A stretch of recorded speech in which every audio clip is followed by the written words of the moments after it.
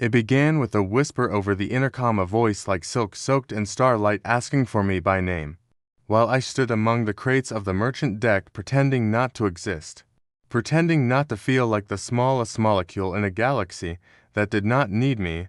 That voice pulled me into orbit. I turned, and there she was, taller than most, cloaked in a shimmer that wasn't clothing and yet revealed more than it concealed. Her skin glowed with a violet hue and her eyes shimmered like dusk over a twin sun sea. She tilted her head and said, "I've been watching you, not in the way that scares, but in the way that melts the bones and halts the breath." And suddenly I knew I would follow her wherever she led, even if it meant stepping into the unknown void between stars. Her vessel was unlike anything I had seen, not a warship, not a freighter, not even a cruiser, but something fluid, organic, as if grown rather than built. The walls pulsed with a rhythm that felt like a heartbeat, and as I stepped inside I felt it match mine. She walked ahead, slow, deliberate, letting me admire the sway of her motion, every curve speaking volumes about control and power and secrets older than my species. She led me to a chamber lit by the glow of bioluminescent vines, the air thick with a scent like warm spice and rain, and when she turned, her eyes met mine again. She said, "This is where we begin, not just in body, but in understanding." And I knew she was not offering pleasure alone, she was offering revelation. She touched my shoulder with fingertips that hummed with a strange energy, not electricity, not fire, but something raw and ancient.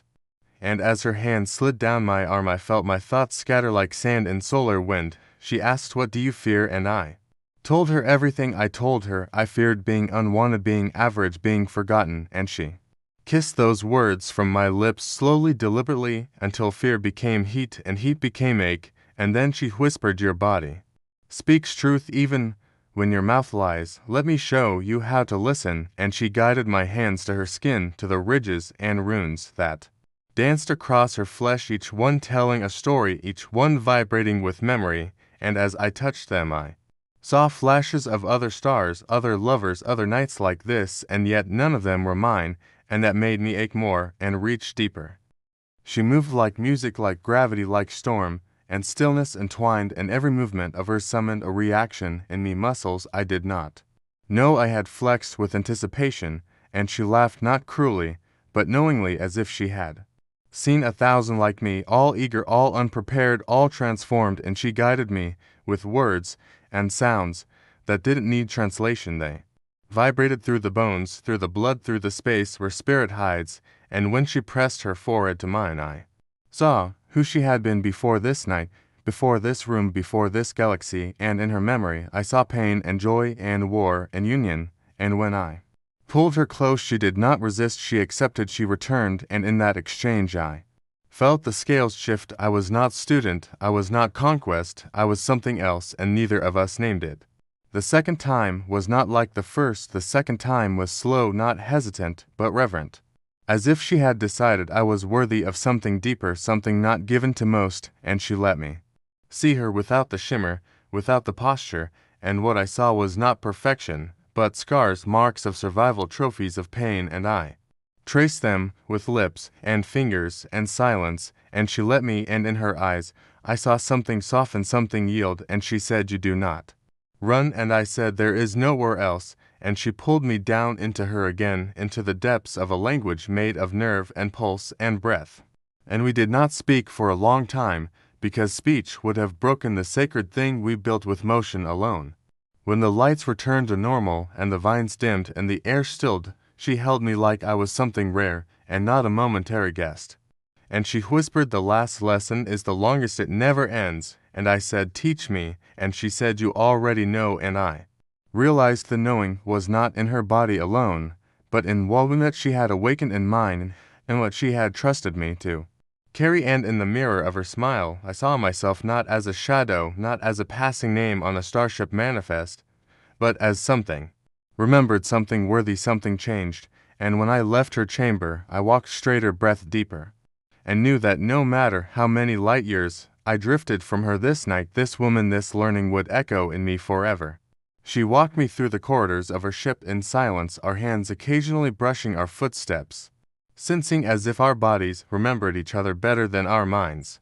And as we reached the central chamber, a dome that opened to the stars, she stood behind me, her presence a warm halo, and said, "Look," and I did, and the stars weren't just stars anymore, they were paths, possibilities, pulses, and she placed something into my hand, a small sphere.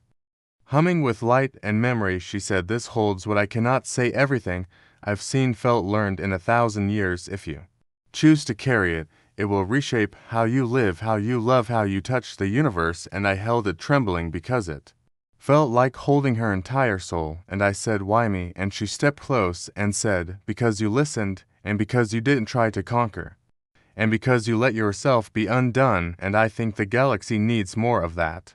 She could have kept me, she could have asked me to stay, and I would have dropped every plan, every mission, every part of myself that wasn't tied to her heartbeat, but instead she kissed me again, not like an ending, not like a farewell, but like a beginning.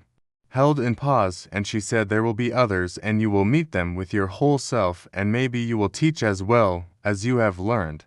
And maybe one day you will return and I'll ask what you found, and I'll know from your eyes if it was worth it." And I said it already was, and she smiled, the kind of smile that only happens when someone sees who you are without needing words or proof. And then the ship opened again to the world outside, and the stars waited, and I stepped forward, but not alone, because every part of me now moved with a rhythm that had once belonged to her. I traveled systems, I crossed rings of flame and oceans of cold vacuum. I met others, some curious, some cautious, some hollow, and I remembered what she said with each connection, with each touch. I remembered how she looked at me, not with hunger, but with honor, and I gave that same look to those who crossed my orbit, and slowly I felt something grow in me, not just confidence, not just desire, but the ability to make others feel seen, to make them open without fear. And in every story heard, I found pieces of her, echoes of her voice. And in some nights, when I closed my eyes, I could still feel her tracing lines on my chest, whispering truths I never knew I needed. And though I never saw her again, I knew she saw me, because stars remember, and she had become part of them. I found myself back on the edge of the same trade station years later, older, steadier, changed, and when I walked past the crates and stalls, no one recognized me, not as the boy who once hid from attention, but I didn't need them to, because I knew what I had become. And then I heard a voice, soft and deep, not hers, but familiar in a way that sparked every memory, and a young man stood there, nervous, afraid, full of questions he didn't yet know how to ask. And I smiled and nodded and walked past, and dropped the sphere she gave me into his hand, and as he turned stunned, whispered, "She taught me, and now it's your turn." And I walked on into the light, knowing that learning never ends, and neither does love when it's written into the stars.